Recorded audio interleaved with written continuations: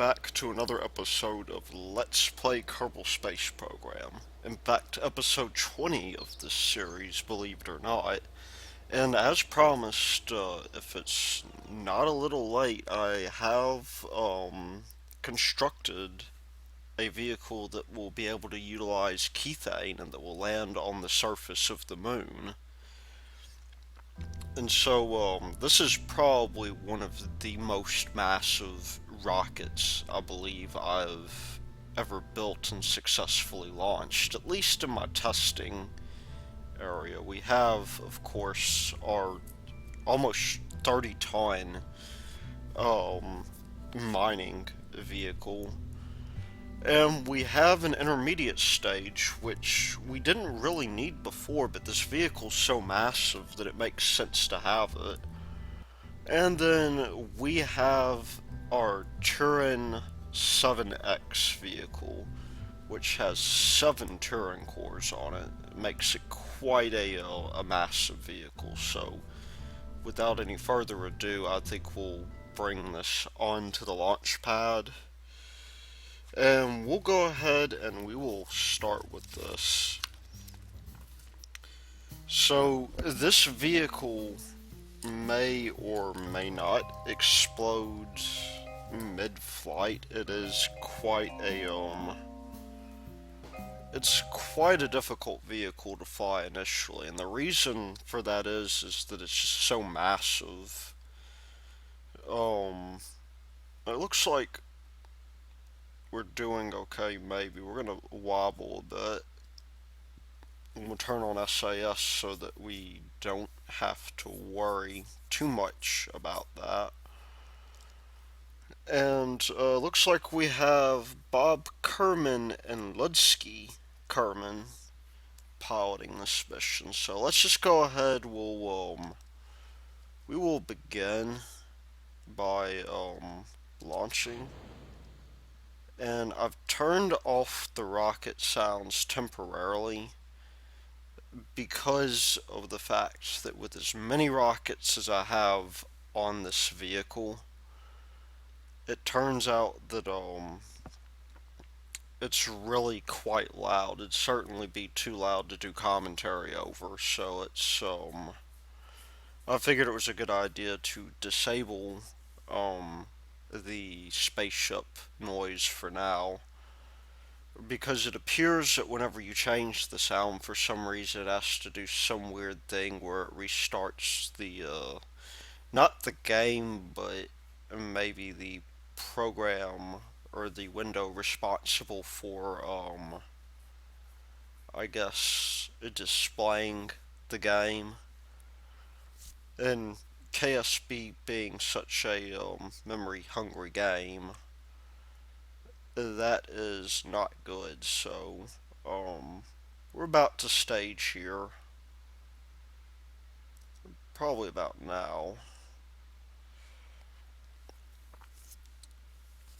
And this stage is, or this entire thing is pretty massive. We're probably going to put, we already got a little bit of wobble associated with this, but we're going to put a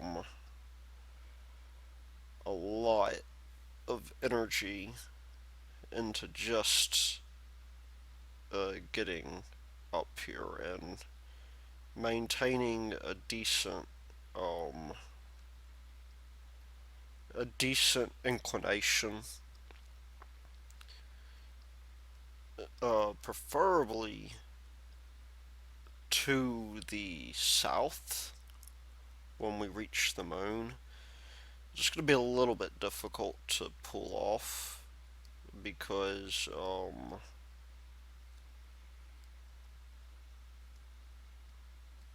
it's this vehicle is so massive and so difficult to move that I have no doubt that we will um,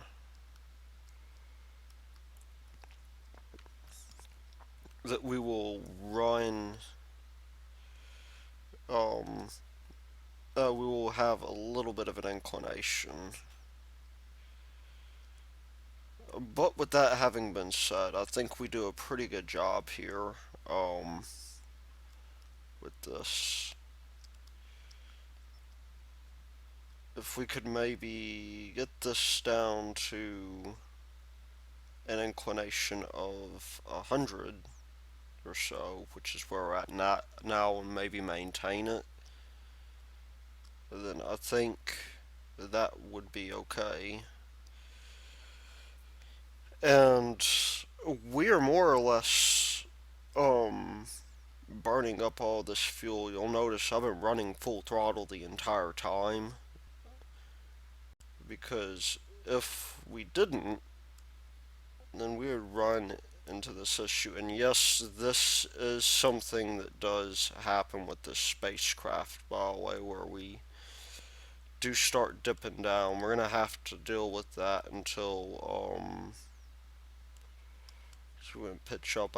I think we're fighting air resistance, and because of the way we're angled, that means that we're gonna dip down a little bit. I think gravity is pulling me down. But at any rate, um, it's we can keep this thing more or less stable, I think. And we'll pitch back up to this. We don't want to lose all of our vertical speed.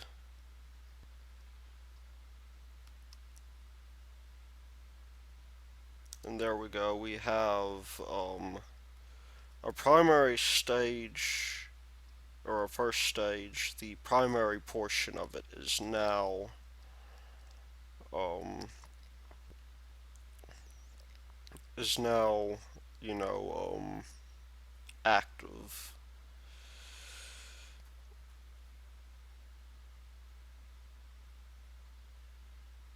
And we're maintaining about a 1 degree inclination, which I think is certainly quite alright.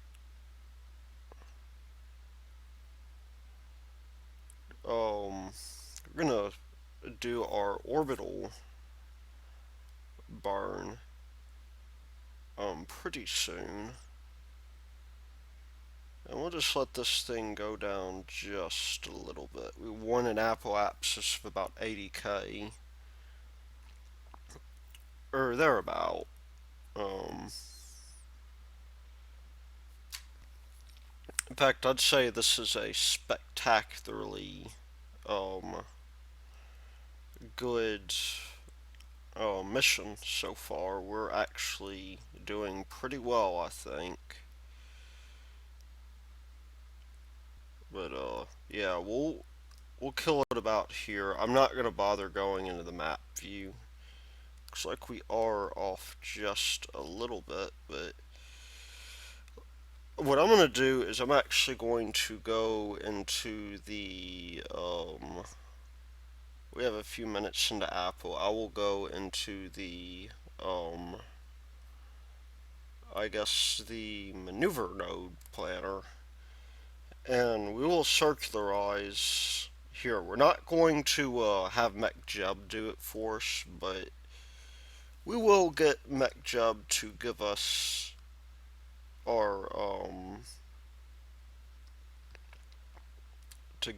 our basic um,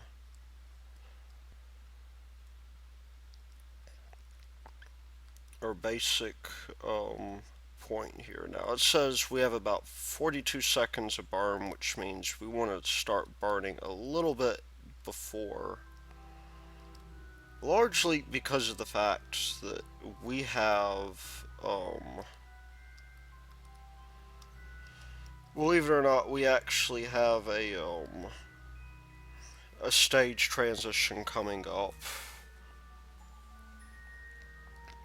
And that means I'm going to start burning around 25 seconds or so.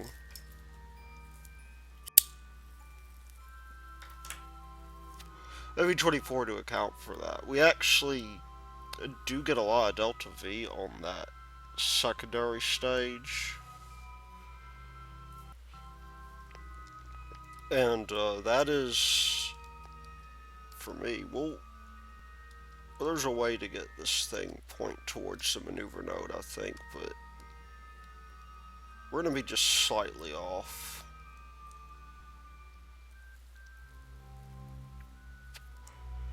As you can see, as we move forward, the mass of our ship or as the mass goes down, the camera's moving forward just a little bit, so we should have plenty of delta V for this. Assuming that I don't screw it up too much. I mean, we could have MechJeb do this part for us, but I'm saving the big MechJeb maneuver for landing because we have to land at a very small patch.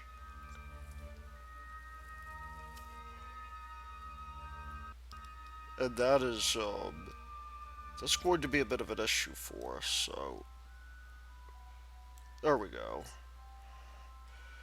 A little bit more fuel than I wanted to spend, but if we look at our Delta V stats, we still have plenty of it. We still have enough of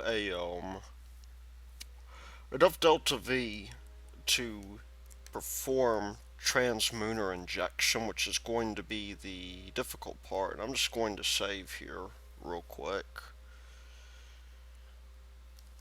And we also have, in addition to this,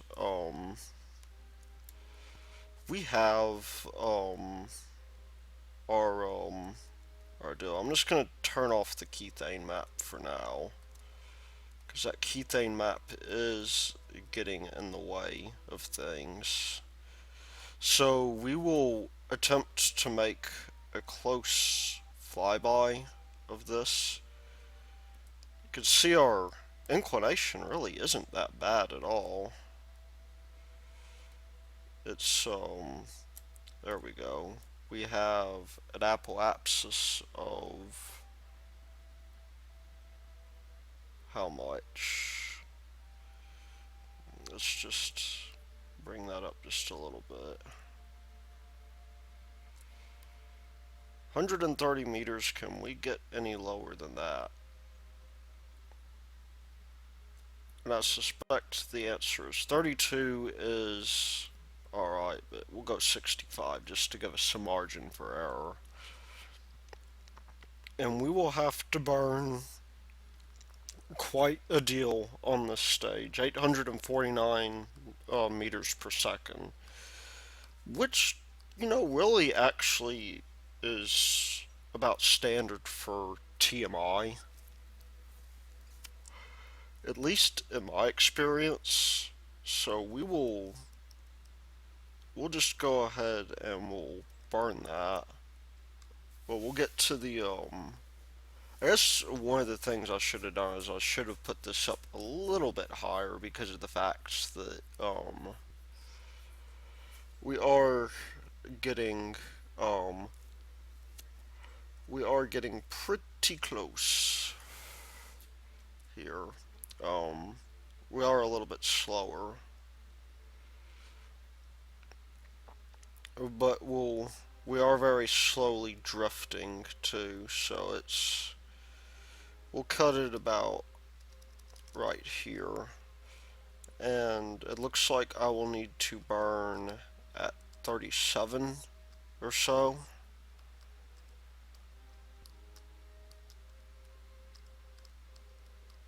Maybe 37 and a half would be good.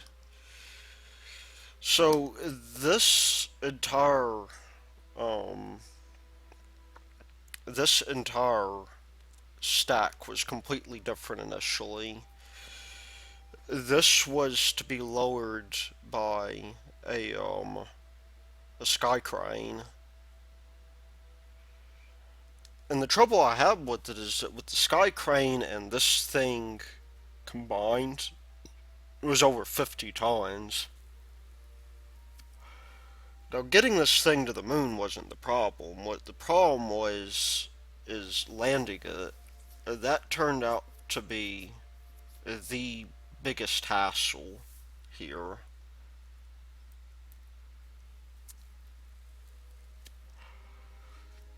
That, trying to land 50 tons on the moon is not a very easy task.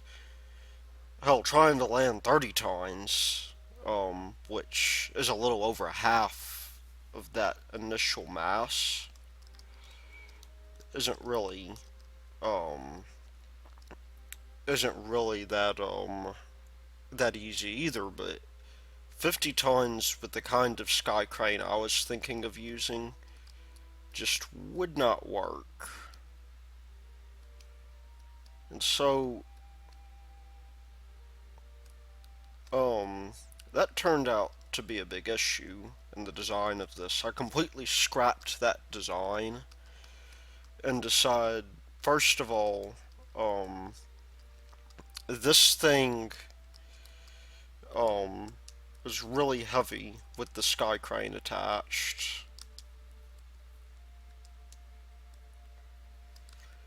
And that is no good. We do want this thing to be as light as possible. Let's see how we do on that. 97. We might be able to do just a hair better. Although, I think that's good enough. So, yeah, we got this still going on to where we probably will be in the moon's sphere of influence, but it is going to behave quite strangely for a bit.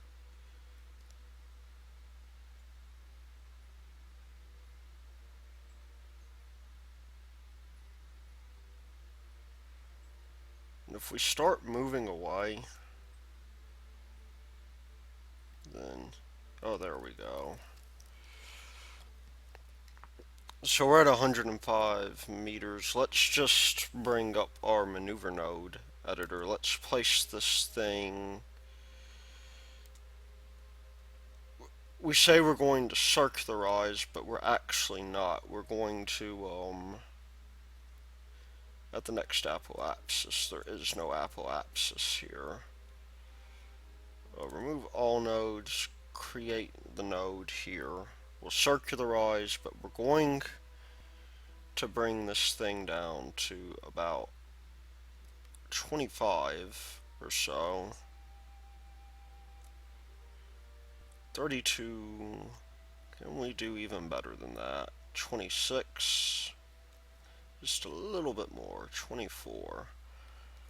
Normally I would account for the inclination change, but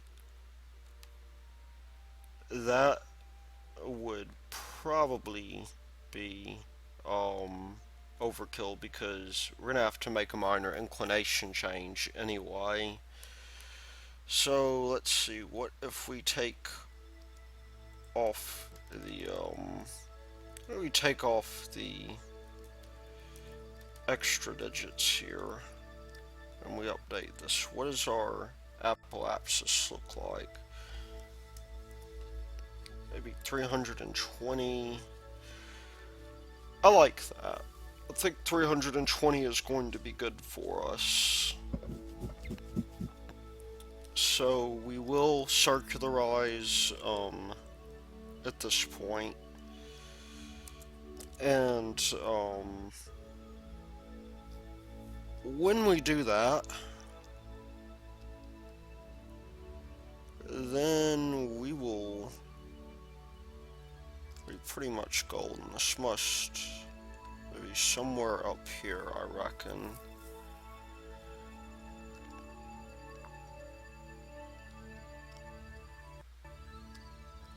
So,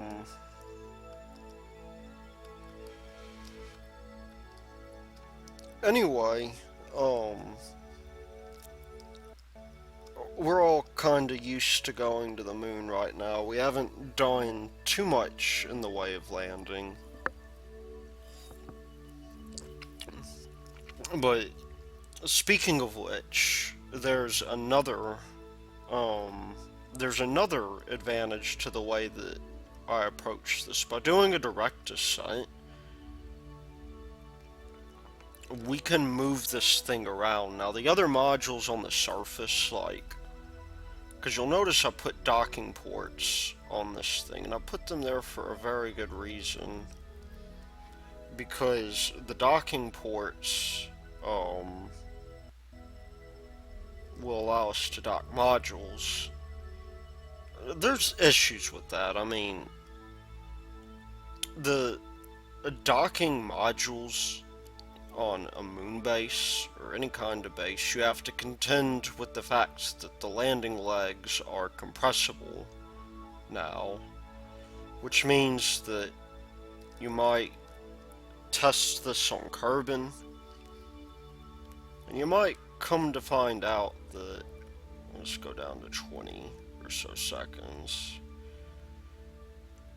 You might come to find out at the end of it that your the height of your docking modules are not um oh, I guess I should have thought that through some. That will be okay though.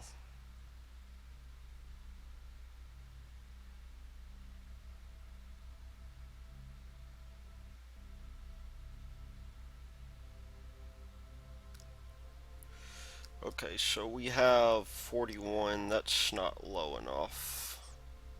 I wanted to make sure that we could make fine adjustments real quickly, because we do have not particularly tight tolerances here, but as you've seen, a fraction of a meter per second of delta V makes a lot of difference in a maneuver like this, just because of how quickly we're going. I'd say that's a good enough periapsis. We'll schedule another circularization burn,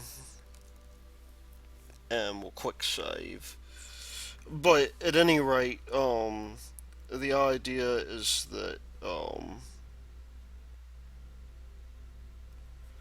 we will indeed circularize this thing, quick save, and then we'll use mech jub to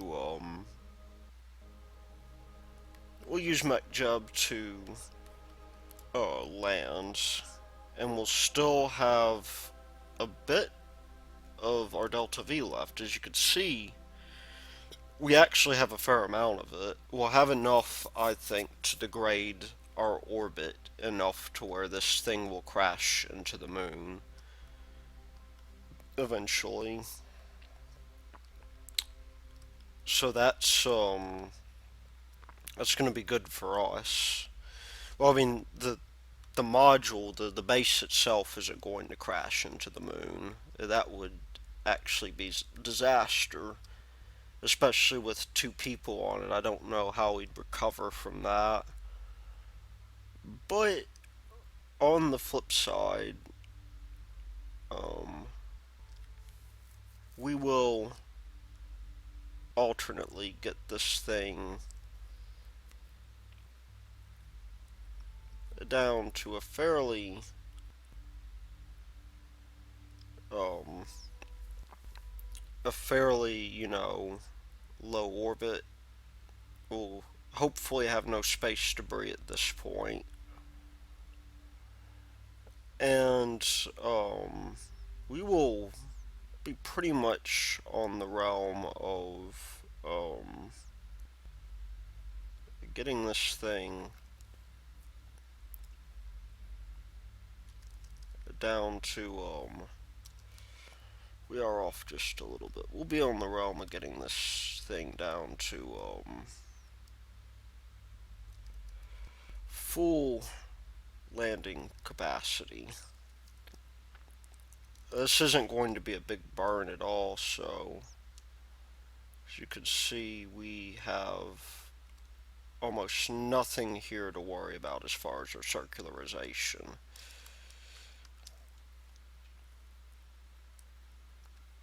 I mean, so far this has been pretty uneventful.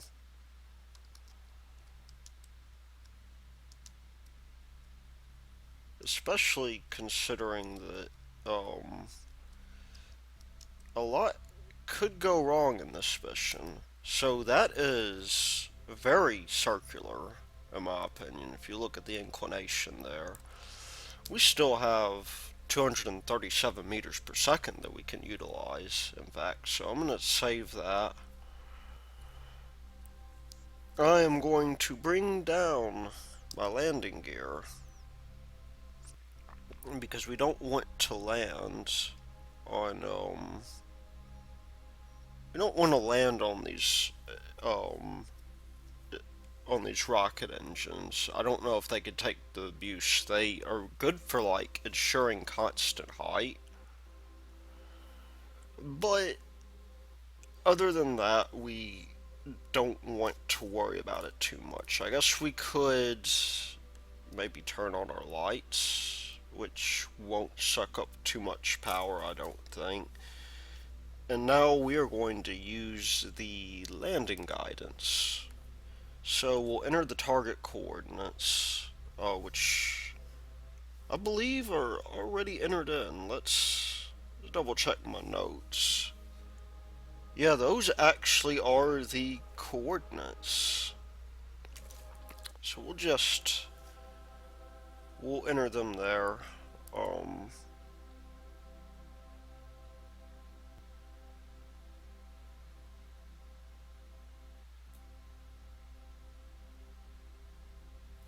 we'll um, right now it's doing a plane change because we are pretty heavily offset. Unfortunately, this does not give us our delta V information. And we should tell it to auto warp, I think. I don't know which side of the moon we're going to be on. Chances are we will be on the light side of the moon, but it's actually rather difficult to tell that.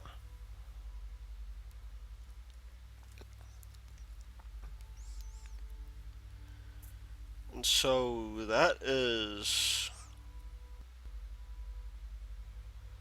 actually quite inclined. It's a lot more inclined than I thought it would be.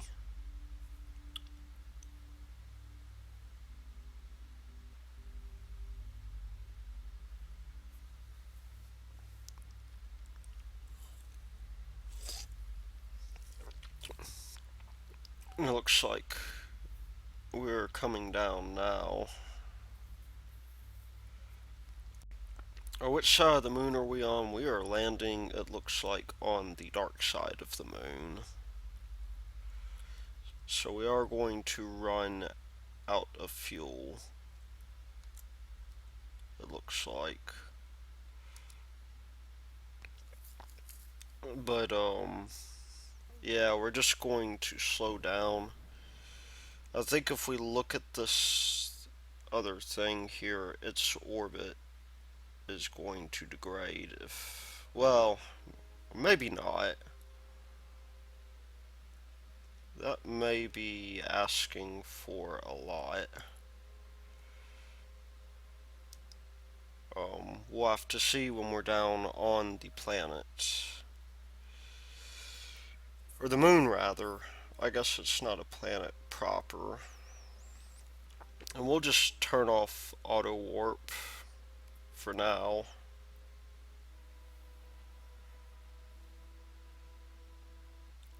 You can see it's doing a suicide burn.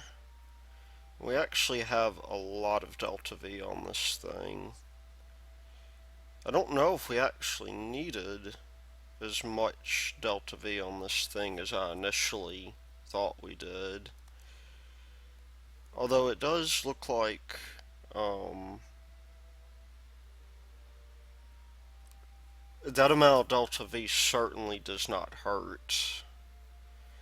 I mean, just right there, we did use up close to 950 well, not 900, maybe 550, maybe 600 meters per second.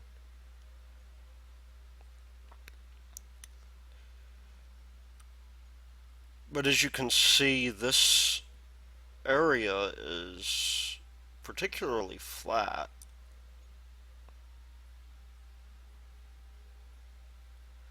And we do have a bit of an incline here, but you can see, if we save this real quick, we can more or less kill our gear. And now, um, we have a constant height, which is really nice. So there are a couple of things you'll notice. I put a keythane detector on here. I don't have the map for some reason. That's part of the reason why I decided to to do things this way. And we also have solar panels that are not going to help us just yet because there is no sun. But we have drills too. So we're going to deploy those drills. Now, those drills normally will take a little bit of energy. In fact, we'll stop mining at some point. But you can see now that we're mining up our keythane on the order of 2.5 liters per second, which I think is pretty nice. And I think the nice thing about this is that the dark side of the moon, it's night isn't 2 weeks on the moon like it is in real life. At least I believe it's 2 weeks. You can see that as we move forward, I'm just going to wait for this thing to become day. We are having small brownouts that, as part of the reason why I put RTGs on there, is that RTGs will help us in the long run. I think we are hitting a day at this point.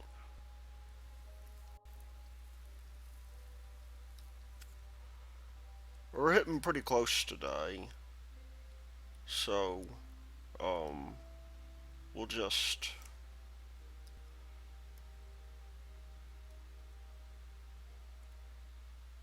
we'll get this thing. Oh, this thing is full at this point.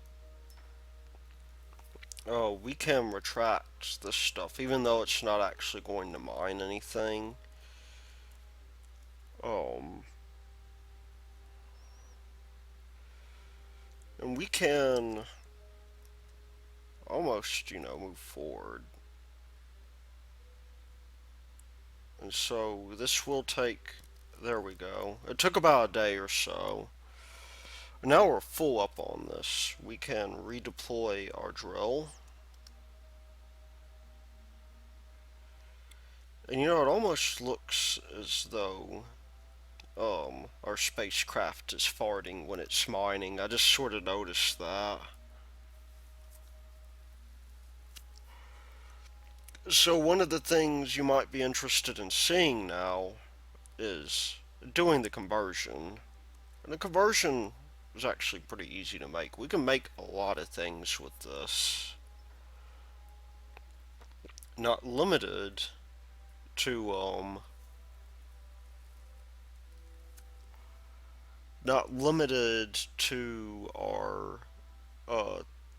thingy here. So we're filling up these small buffering fuel tanks. When we do need to do oxidizer as well. That might actually be the trick, but you can see as we go to the map, if I turn on the keythane, I guess one thing I do want to check to see is we have so our debris is already crashed. I don't know why this is considered debris, but we turn on our keythane. We are here, I think. I'm not entirely sure about that, but yeah, I do think we're here, and we're very slowly bringing down our reserves. But as it turns out, this is a good spot for this. And our fuel is going up very slowly, as you'll see. It'll go up quite a bit here in a bit. We'll fill that up. And we do not have any brownouts, so we can now convert this over to oxidizer and fill that up too.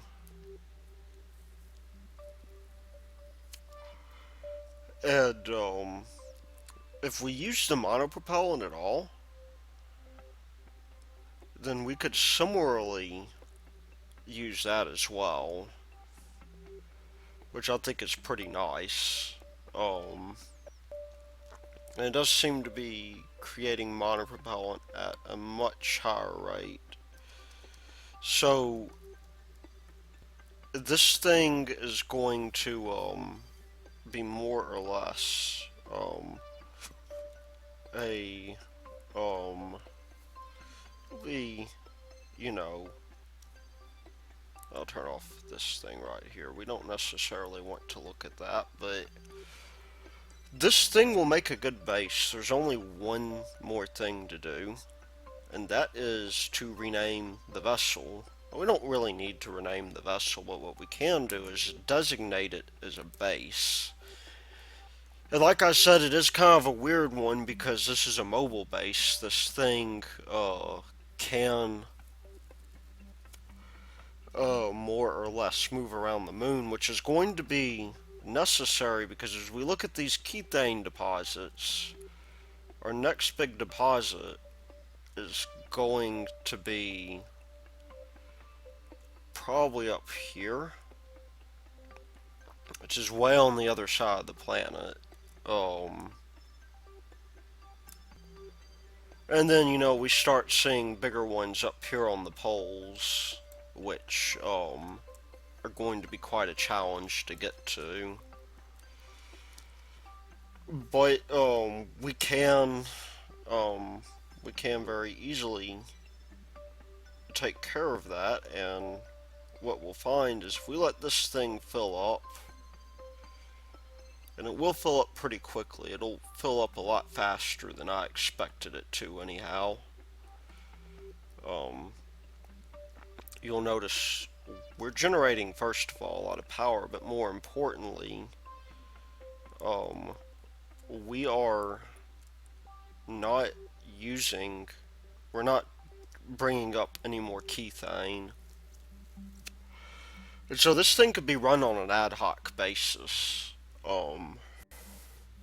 Things to do for this in the future that I may or may not do immediately. We need a tanker to bring this precious fuel up to the base, and we also need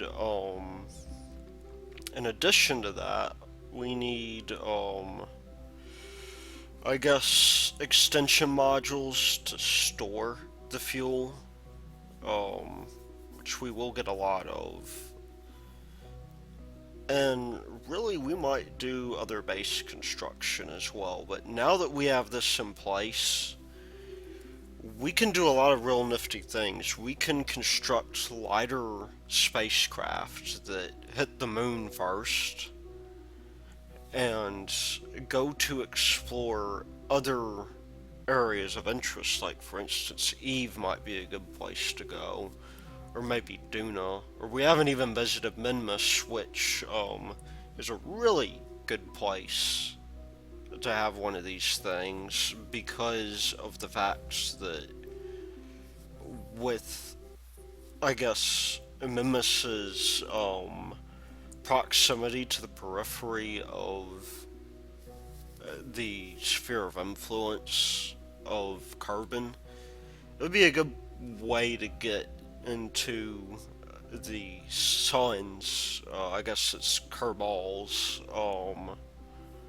sphere of influence. It would take very little energy. So, that might make a good refueling station as well.